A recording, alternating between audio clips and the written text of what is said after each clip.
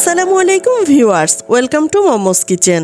আমার আজকের রেসিপিতে থাকছে রসালো এবং খাস্তা পিঠার রেসিপি। ব্যস্ত বিকেলে ঝটপট ক্রিস্পি আর রসে টইটুম্বুর এই পিঠাটা একবার খেলে এর স্বাদ কখনোই ভুলবেন না। পিঠা তো নয়, যেন অমৃত। আর আজকের রেসিপির জন্য এখানে আমি 2 কাপ পরিমাণ ময়দা নিয়েছি, দিয়ে দিলাম স্বাদ মতো লবণ আর দিয়ে দিলাম 4 টেবিল চামচ পরিমাণ রান্নার তেল। তেল আর ময়দাকে খুব ভালোভাবে মিশিয়ে নিলাম। নর্মাল পানি দিয়ে এখন একটি ডো তৈরি করে নিচ্ছি। আমরা পরোটা তৈরি করার জন্য যেরকম ডোটা তৈরি করে নেই সেই রকমই একটি ডো তৈরি করে নিলাম। এখন আমি এই ডোটাকে 10 মিনিট সময়ের জন্য রেস্টে রেখে দিলাম। আর এদিকে একটি বাটিতে নিয়ে নিলাম 2 টেবিল চামচ পরিমাণ কর্নফ্লাওয়ার আর 2 টেবিল চামচ পরিমাণ রান্নার তেল। এখন আমি এগুলোকে একসাথে মিশিয়ে একটি সাইডে রেখে দিচ্ছি। আর এ পর্যায়ে চুলায় একটি প্যান বসিয়ে এর মধ্যে দিয়ে দিলাম 1 কাপ পরিমাণ চিনি আর দিয়ে দিলাম 1.5 কাপ পরিমাণ পানি। সুন্দর স্মেলের জন্য দিয়ে দিলাম 2টো এলাচ। আর এখন দিয়ে দিচ্ছি সামান্য একটু ভিনেগার, যেন শিরাটা জমে না যায়। এখন দিয়ে দিলাম 2 টেবিল চামচ পরিমাণ ঘি, যেন সুন্দর একটি স্মেল চলে আসে আর খেতেও সুস্বাদু হয়। শিরাটা যখন একতারের পর্যায়ে চলে আসবে তখন আমি চুলার জাল বন্ধ করে রেখে দিলাম। ফিরে আসলাম 10 মিনিট পর। আর এ পর্যায়ে ডোটা খুব সুন্দরভাবে সেট হয়ে গেছে। এখন আমি এর থেকে অর্ধেকটা ডো নিয়ে একটি পাতলা রুটি তৈরি করে নিচ্ছি। রুটির সাইজ যেরকমই হোক না কেন, রুটিটা কিন্তু খুবই পাতলা হতে হবে, তাহলে আপনার পিঠাগুলো খুবই ক্রিস্পি হবে।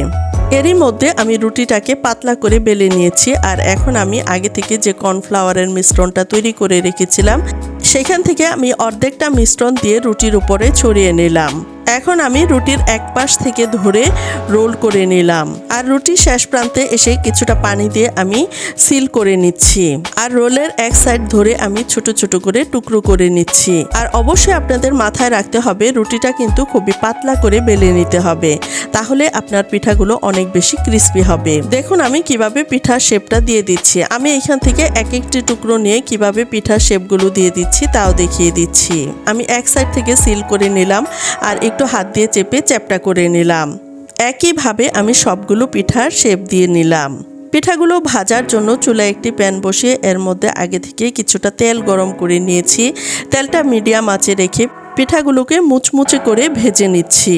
পিঠার এক পাশটা যখন ভাজা হয়ে গেছে তখন আমি পিঠাগুলোকে উল্টিয়ে দিলাম। পিঠার 2 পাশটাকে আমি গোল্ডেন ব্রাউন কালার করে ভেজে নিচ্ছি।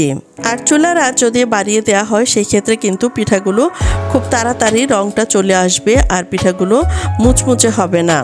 আরও একবার পিঠাগুলোকে উল্টিয়ে দিচ্ছি। পিঠাগুলো উল্টিয়ে পাল্টিয়ে যখন সুন্দর একটি কালার চলে আসবে তখন আমি পিঠাগুলোকে তেলটা ছড়িয়ে তুলে নিচ্ছি। আগে থেকে যে শিরাটা তৈরি করে রেখেছিলাম এখন আমি পিঠাগুলোকে সেই শিরার মধ্যে দিয়ে শিরা থেকে ছেঁকে তুলে নিলাম। এখন আমি পরিবেশন করে দেখালাম। দেখুন পিঠাগুলো একদম রসে টইটুম্বুর আর কতটা ক্রিস্পি হয়েছে। এখন আমি একটি পিঠাকে ভেঙে দেখাচ্ছি। দেখুন এটা হাত দিয়ে চাপ দিতেই কতটা গুঁড়ো হয়ে গেল। আশা করছি আমার আজকের এই ভিডিওটি আপনাদের অনেক বেশি ভালো লেগেছে। আজ এ পর্যন্তই। আল্লাহ হাফেজ।